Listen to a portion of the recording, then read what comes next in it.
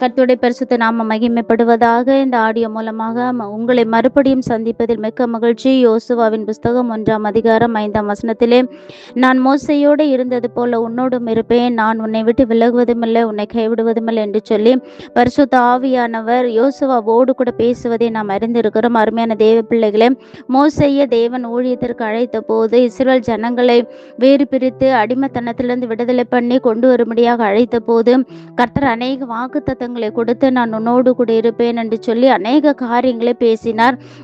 அதன்படியாகவே மோசே மரிக்கிற வரைக்கும் தேவன் அவரோடு கூட இருந்து பெரிய பெரிய காரியங்களை செய்தார். குறைகளை மாற்றினார், விண்ணப்பங்களை கேட்டார், அற்புதங்களை செய்தார், மோசையை கொண்டு அநேக காரியங்களை செய்தார். அதே போலவே உன்னோடு கூட நான் இருப்பேன், உன்னை விட்டு விலகுவதுமில்லை, உன்னை கைவிடுவதுமில்லை என்று சொல்லி கர்த்தர் வாக்கு பண்ணுகிறார்.